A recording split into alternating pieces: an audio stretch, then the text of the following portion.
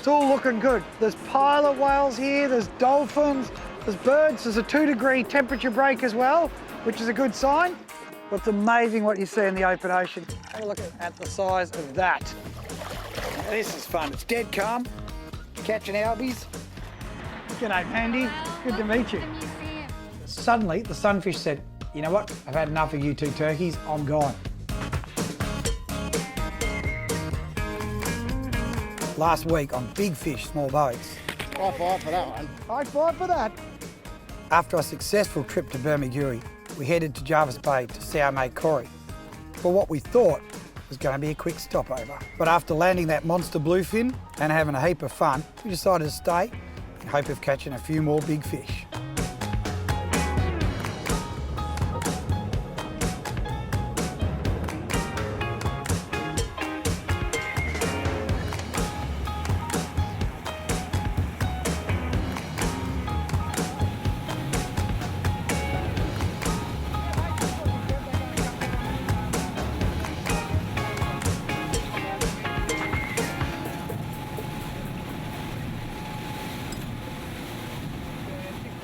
Alrighty, Corey, we devised a good plan today. 30 miles out. I mean, as you can see, it's a bit rough, so might have to handle that. But we're gonna keep trolling. We've got the gear out the back. We're gonna keep trolling until we find these fish. Now, the minute we hook up, you're on. That's it, you're on. Looking forward to it. And what are we after today? Yellowfin, because you said you haven't caught one, we're gonna fix that.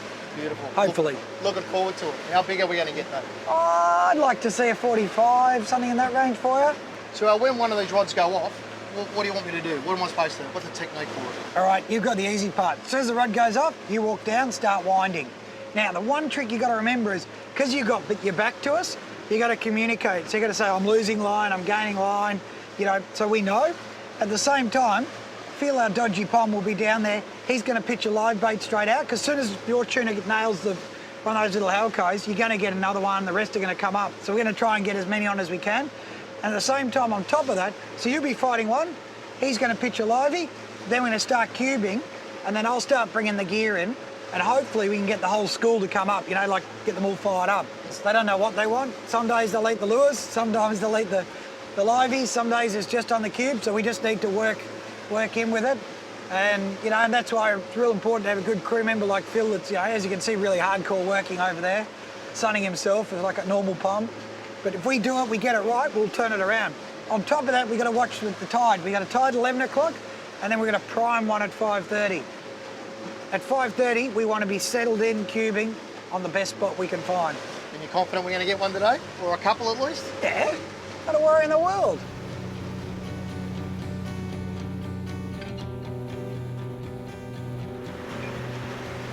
Advantage of radar. I'd like to see something, you know, changing that water, or patch of souries blow up, or something, any sign that might give their presence away. A gannet flying around. Maybe better still when the rod's going off.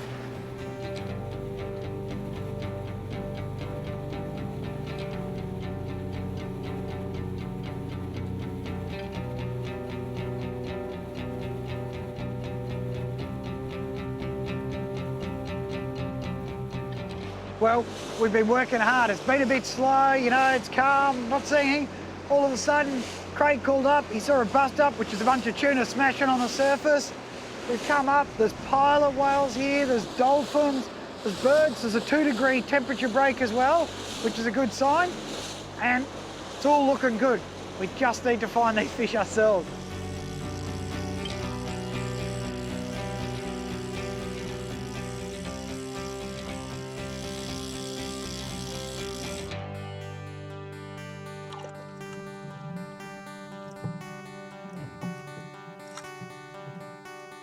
It's amazing what you see in the open ocean. How we found a patch of birds and I said, watch this, Phil. This will be a giant squid. I'll tell you what, if I pull it over towards us, have a look at the size of that. That is a giant squid.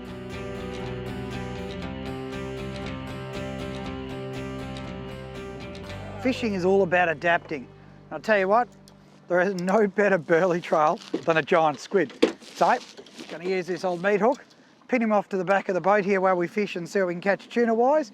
Who knows, big shark might come up, massive swordfish, another giant squid. You just don't know. So we'll keep our little friend, since he doesn't stink too much, let him float around and see what happens.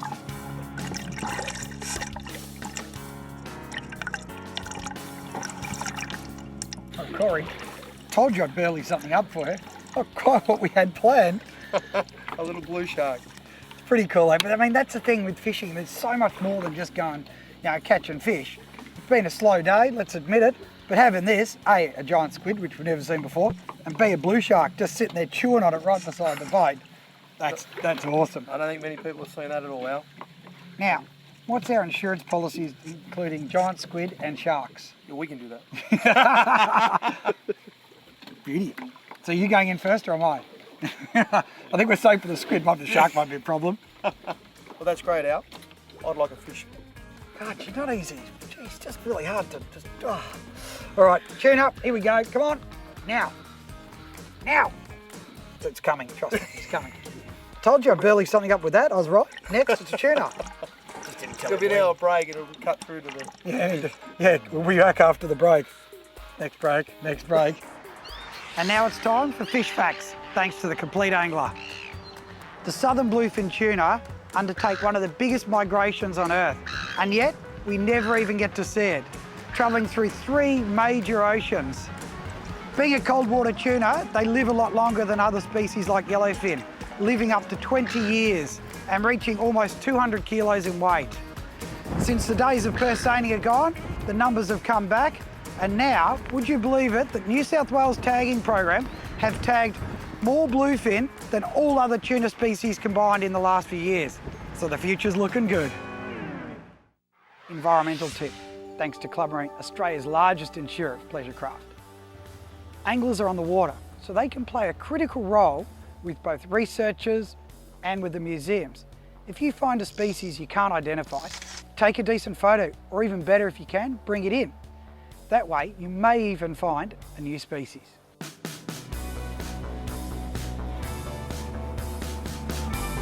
After a long day's fishing with some unexpected surprises, we stayed on into the night and the fish finally started biting. Here we go. Nice little albacore, bit of fun.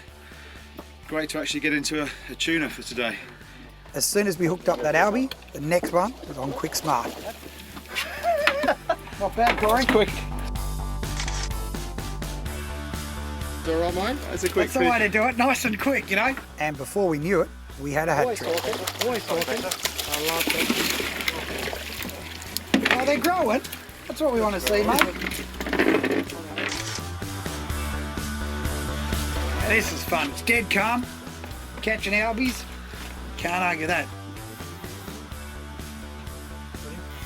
After our triple treat of albies, we finally hooked up something with a lot more pull. With that bucket, Al. Could be a shark, it could be a... Just have a line just in case. here. It's going to be unknown. Mate, what's it feel like? What's it feel like? Feels great. Oh, what's going on here? Well, no big head shakes. Yeah, it's acting weird, isn't it? Yeah, very strange. It's got a lot of power to it. Oh, it is. Good there, sword. You feel it. Beginning, just as soon as it was acting all over the place and stuff, I went, oh. It's a funny thing with fishing, you just don't know what it is. Shark. He's caught our friend the blue shark. We've been letting him swim around all day. He hasn't done anything, hasn't annoyed us. But oh no, we had to... I think it's a different blue He's a shark. different I think one. he's a bigger one. I stand corrected.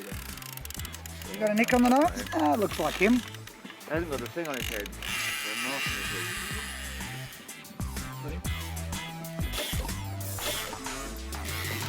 Look at him.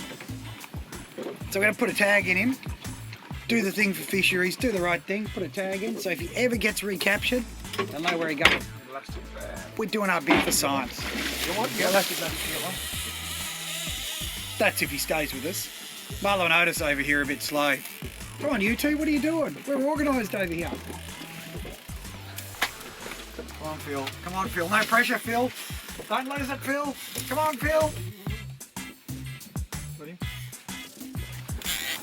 Come on, baby.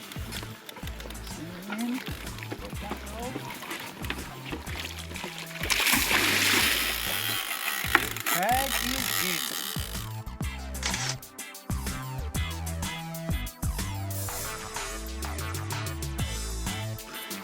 Well, I'll tell you what, I feel a little bit bad. You know, we've had that blue shark swim around all day. We caught his brother, his big brother, tagged him. Well, at least we helped science there. Let him go. But I tell you what, it tops off a pretty good day. We've had a good day, Al. We've got a beak. Now, seeing that huge giant squid, that mythological creature of the deep, actually finding one and having it sit next to the boat, having blue sharks around, hand feeding that. And to top it off, we've got his beak. We're going to take it back, find out, give it to the scientists. I don't know, they can age it or they can find out a bit about it. Of course, we got your tuna in the end. We did get some albacore. A couple of small ones, Al. All right, that was small. all right. You had to bring in the small bit. We'll come back and we're going to get bigger yellowfin next time. Destination profile for the tough and reliable Mitsubishi Triton. The South Coast is one of the prettiest places in New South Wales, where rolling green hills meet cobalt blue waters. There is everything from whale watching to surfing, but it is the fishing that really stands out. There are snapper and kingfish inshore, while marlin and tuna and some huge sharks patrol the waters along the continental shelf. For the trailer boat sport fisher, there are numerous boat ramps from Kiama to Kalbarra, and accommodation to suit all tastes. Most importantly, it is a year-round destination for anglers, where it doesn't matter what size your boat is, you can still always get into the action. Remember to reel in the tough and reliable turbo diesel Triton at your local Mitsubishi dealer today. After the break, we head inside the Australian Museum Research Labs and find out more about that giant squid we found.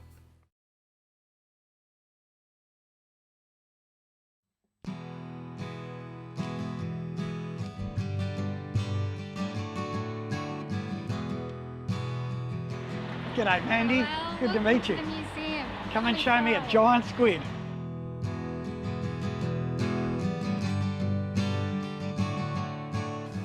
So Mandy, I didn't realise when we found this giant squid that it was so important.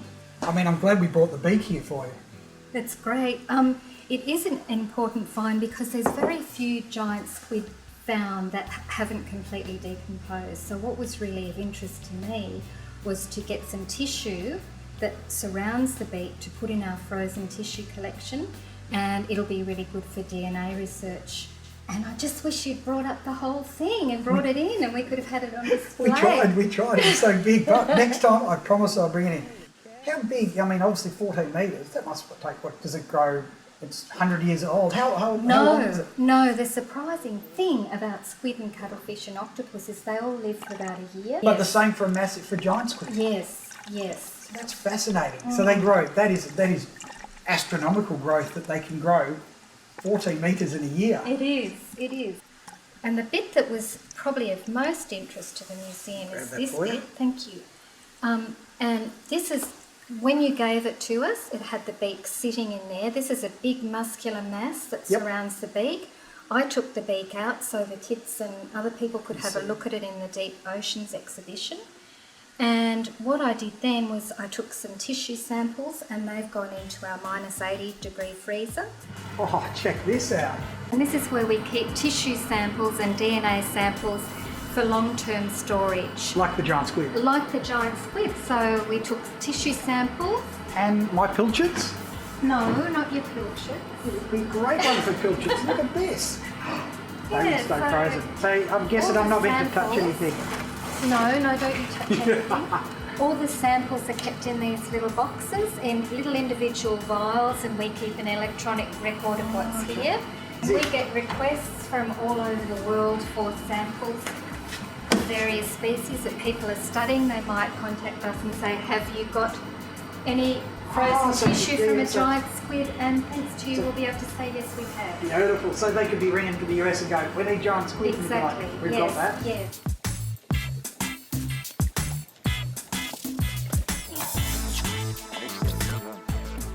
I suppose we should really highlight this, is that we thought the beak was the important part. So we just thought, oh, we'll just cut this bit out and put it all together.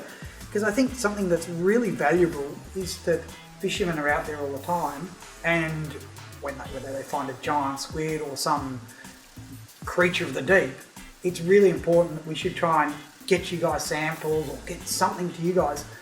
What should they look for and what should they try and do? Well, if you find something that is exciting, the thing to do is note where you've found it, latitudes and longitudes, who collected it and the date, because all that sort of, and a photo obviously, or the specimen is even better.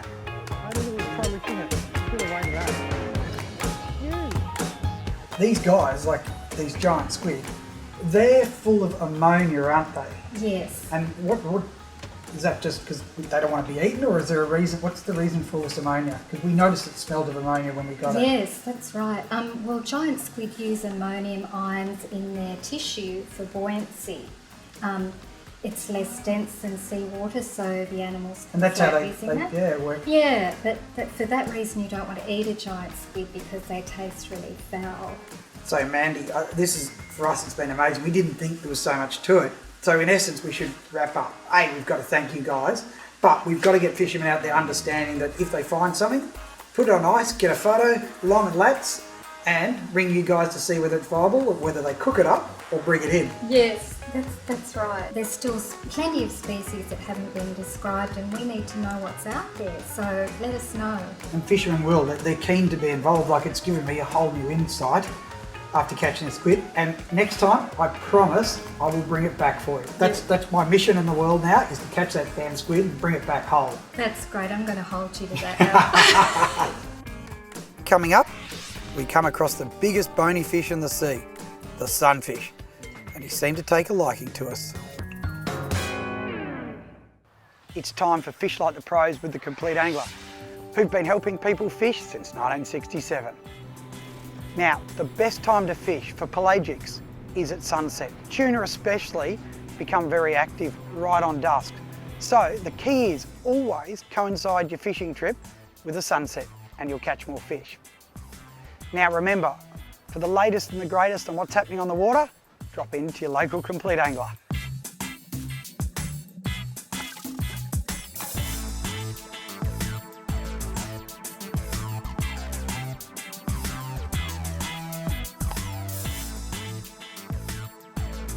The great thing about fishing is you just never know what's going to happen next. We had a day there, we'd fished out wide, it'd been pretty quiet, we hadn't seen much. We're on our way in and we spotted a sunfish, and as the name suggests, being a sunfish, they spend a lot of time sunning on the surface. Now, sunfish are really big and slow, and you hear, yachts running into them and stuff, so my first impression was we'd just swim over to it. So myself and Paul Miller said, let's jump in. It's only, a kilometre to the bottom, let's jump in and swim with it.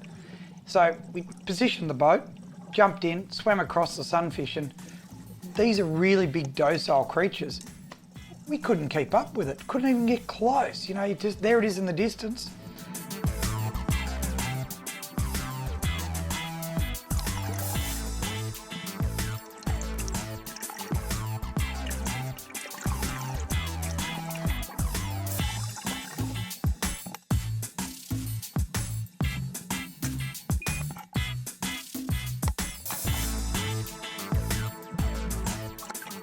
So we went back to the boat, drove around in front again, and I'm powering along as fast as I can to catch up with it, and all of a sudden it stopped and turned and it waited for me.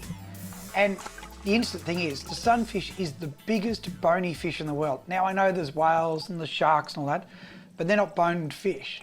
The biggest bony fish in the world is the sunfish, and we see them out fishing and you see their little fins and all that, but to get a full appreciation of something that could weigh a ton, when you swim up to it, it's massive, and it had this beautiful coloration.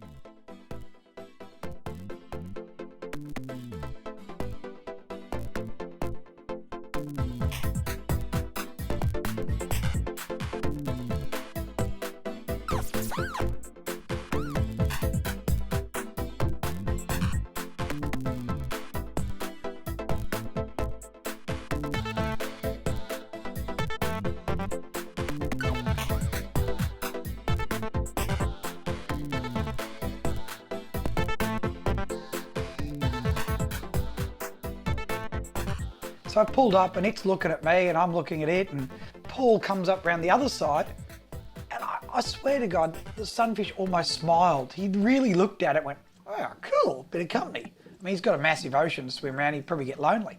And anyway, it probably only lasted a few minutes, but at one stage Paul's there, the sunfish leans back a bit, he gives him a scratch and then puts his arm on it. And he's smiling at us. If they smile, I don't really know, but you know, it was really amazing.